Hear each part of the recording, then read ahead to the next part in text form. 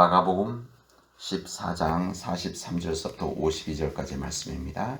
우리 함께 교독을 하도록 하겠습니다. 예수께서 말씀하실 때 곧 12 중에 하나인 유다가 왔는데 대제사장들과 서기관들과 장로들에게서 파송된 무리가 검과 몽치를 가지고 그와 함께 하였더라.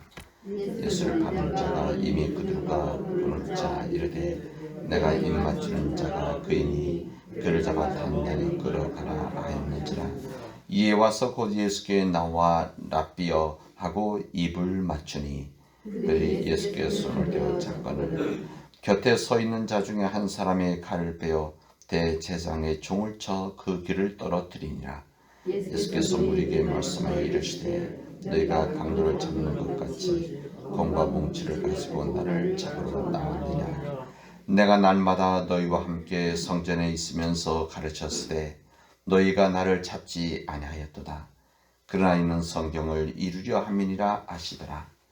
제들이 다 예수를 버리고 도망하니라.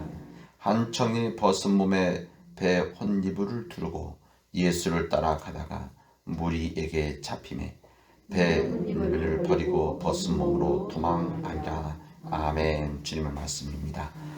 여러분 잘 쉬셨습니까? 네, 오늘 하루도 중간 통하는 믿음의 복된 하루가 되어지기를 바랍니다. 스탈린에 대한 여러 가지 이야기, 또 스탈린에 대한 비난하는 이야기, 그런 이야기들 중에 하나가 있습니다.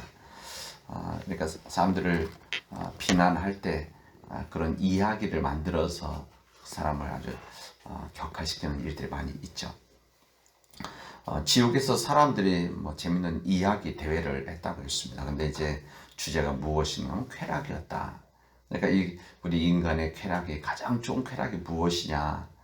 그랬더니 사람들은 돈이 가장 즐겁다 이렇게 말하고, 또 어떤 사람들은 이성이라고 말하기도 하고, 여자죠, 남자 이성을 하고, 어떤 사람은 도박이다 이런 이야기를 했습니다. 또 어떤 사람은 그래도 뭐니 해도 먹는 거 아니냐. 가장 좋은 쾌락은, 좋은 즐거운 것은. 근데 그 옆에 있던 한 사람이 가소롭다는 듯이 이렇게 보고 있다가 말을 했습니다. 이 사람이 스탈린이라고 한 사람인데, 이게 이야기입니다. 지옥에서. 실제는 아니고. 자기는 가장 짜릿한, 가장 즐거운 것은 무엇인가? 자기 친구에게 아주 잘해주어서, 자신을 신뢰하고 그가 품었을 때 그의 등에다가 비수를 꼽는 것이다. 이런 이야기를 했다는 겁니다. 이게 스탈린을 욕하는, 스탈린이 자기 적들을 숙청을 많이 했거든요. 실제 엄청난 사람들을. 그래서 그것을 빗대어서 이렇게 이야기를 했습니다. 근데 이게 스탈린 이야기, 스탈린 놀이 이런 이렇게 전해오는 것이죠. 근데 이 이야기는 사람들의 삶 가운데서 순수한 마음을 버리고 사람들의 관계라고 하는 항상 이해관계 속에서 자기 뜻을 이루기 위해서 모든 것을 해나가는 인간 삶의 모습을 하나 보여준 것이 아닌가. 때로는 스탈린과 같은 실제 역사에서 수많은 사람 자기 적들을 그렇게 숙청하면서 버렸지만, 그럼 우리 삶 가운데서도 스탈린같이 나지 않아도 그런 식의 사람들의 등에 칼을 꼽는 일들이 종종 있다는 겁니다. 꼭 칼을 꼽지 않더라도, 저에게는 아주 심각한 이런 배신하지 않는다 하더라도 우리는 때로는 말로, 아니면 행동으로, 눈빛으로 이렇게 배신하는 일들, 또 사람들의 마음을 상처 주는 일들, 또 때로는 사람들의 마음을 실망시키는 일들이 있다, 그런 이야기입니다. 이래서 사람들은 사람들을 신뢰하지 말라 이렇게 말들을 많이 하죠. 그런 사람들을 신뢰하지 못하고 살아가는 삶이 얼마나 우리 세상 속에서 팍팍한 일이고, 그것도 힘든 일, 마음 아픈 일 아니겠습니까? 그것을 당연히 받아들이는 것이 아니라 이런 것을 바꿔 나가야 될 사람들이 바로 우리 믿음의 사람들이다.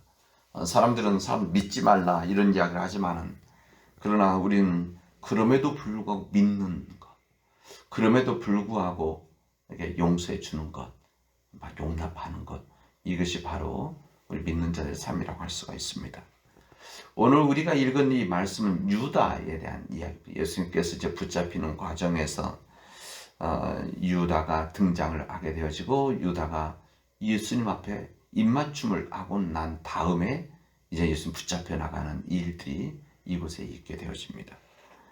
우리는 이 유다, 이 자세 성경에 다 나와 있지는 않지만 그러나 그 댐댐이를 조금씩은 알 수 있는 부분들이 있습니다.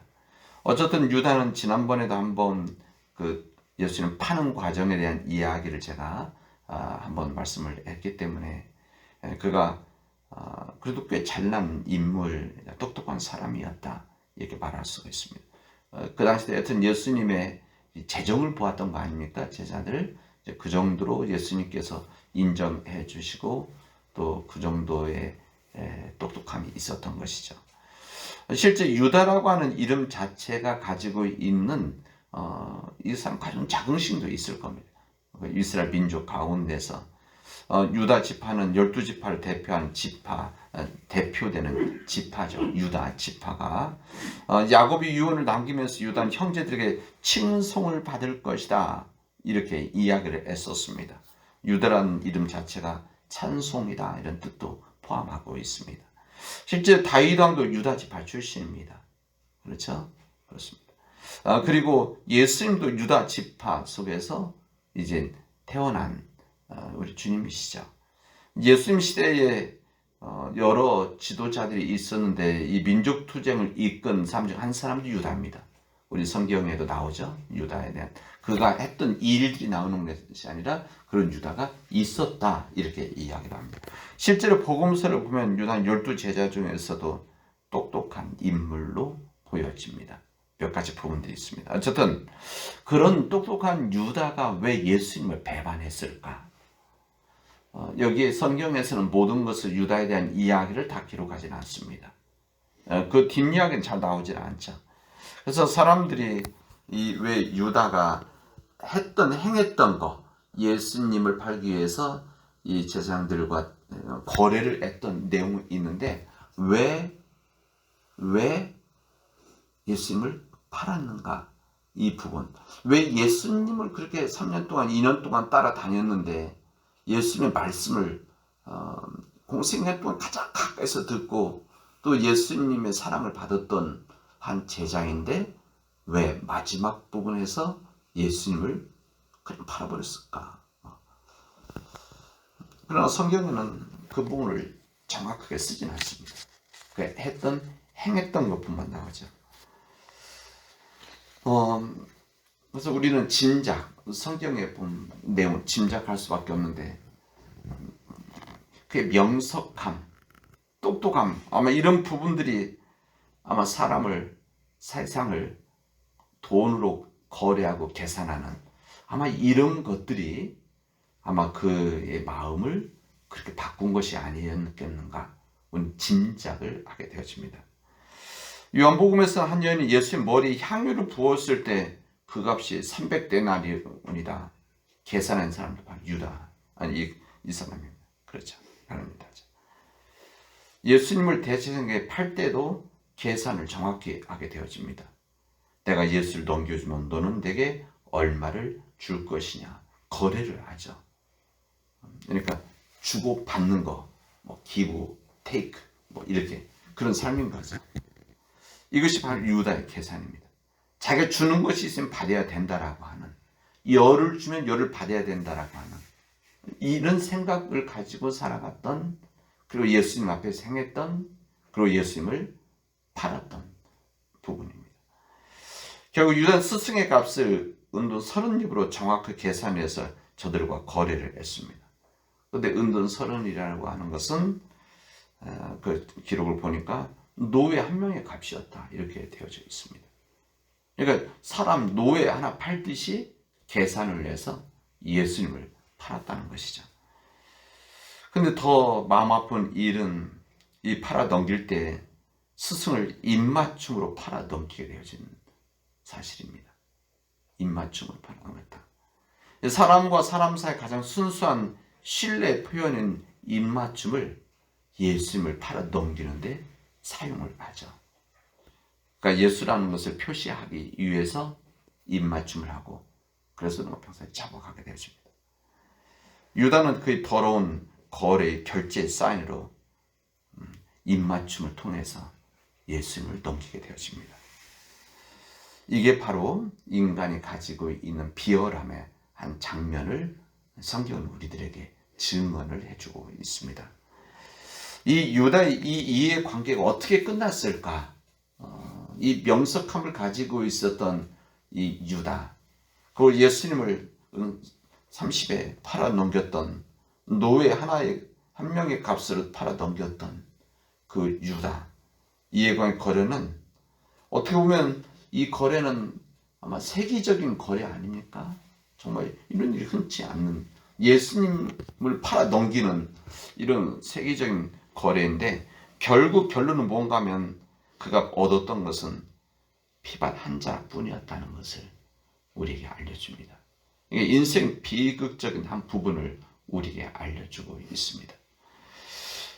우리는 이 유다의 말씀을 이야기를 들으면서 우리들 인간의 우리 자신들의 모습을 살짝 거울로 우리 자신들을 바라보게 되어집니다. 우리도 때로는 예수를 넘겨주면 넌 내게 얼마를 줄 것이냐라고 하는 이런 생각을 가지고 때로는 살아갑니다. 다른 사람들과의 관계 속에서도 항상 그냥 주기만 하는 그런 삶이 아니라 뭔가를 넘겨주면 받아야 되겠다라고 하는 그런 삶, 이런 생각 속에서 항상 우리들은 인간의 관계들이 메마른 관계를 갖게 되어지고 또 메마른 관계 속에서 갈등을 하게 되어지고 이것 때문에 힘든 삶을 살아가는 사람들, 또 힘든 가족들, 또 힘든 교회들, 힘든 민족들이 있습니다. 항상 그런 거래를 하는 거죠. 그러나 우리 믿는 자들은 이렇게 주고받는, 꼭 뭐에 대한 대가를 받아야 되는 것이 아니라 주기만 할 수 있는 그런 삶들이 우리한테 놓여져 있는 한 부분이 아닌가. 우리 예수님께서 그렇게 하신 거 아닙니까?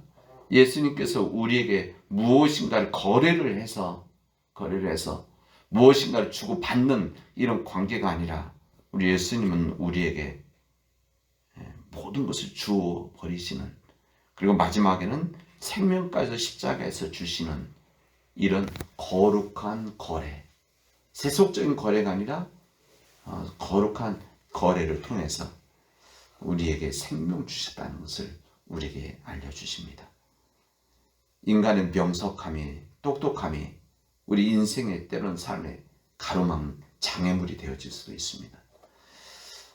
여행하면서 가장 힘든 거, 어려운 것이 뭐냐? 큰 것이 아니라 내 운동화 속에, 내 구두 속에 있는 작은 돌이라고 뭐 그런 이야기 하지 않습니까? 우리 인생을 가로막고 힘들게 하는 것은 큰 것들이 아닙니다. 항상 작은 것들이 내 안에서, 내 곁에서 힘들게 하죠. 그 중에 한 부분, 내가 무엇인가를 좀 받아야 되는, 그리고 그것이 무엇인가에서 큰 성공을 이룰 것 같다라고 하는 이런 인간의 교만함, 이 교만함을 이겨나갈 수 있는 우리 사랑하는 믿음의 교대 되어지를 주님의 이름으로 축원하겠습니다. 기도합시다. 은혜가 풍성하신 하나님 감사합니다. 하나님께서 귀한 은혜 주셔서 우리를 하여금 믿음의 길을 걸어가게 해주셨는데, 저는 믿음의 길을 걸어간 우리들이 진정 이 세상 속에서 유다와 같은 삶이 아니라, 그래서 그냥 그가 묻힐 피밭 한 자락뿐의 인생이 아니라 주님 앞에, 온전히 주님 앞에 드림을 통해서 하나님이 사랑하신 세상 사람들에게 내 자신을 내어줌으로 인해서 하나님의 인정을 받는 의의 백성들이 되어질 수 있도록, 그래서 나로 인해서 세상에 희망이 만들어지고 나로 인해서 그것이 따뜻한 공감과 공동체가 되어질 수 있도록 하나님께서 우리를 인도하여 주시옵소서. 우리는 끊임없이 인간의 유혹과 세상의 유혹 속에 있는데, 이런 끊임없이 주어진 유혹을 감당하고 이겨나가기 위해서 하나님 우리에게 은혜로서 믿음을 허락해 주십시고 주님 우리가 그 믿음이 성숙해져 나가서 건강함으로 하나님 앞에 드려지도록 인도하여 주시옵소서. 예수님의 이름으로 기도합니다. 아멘.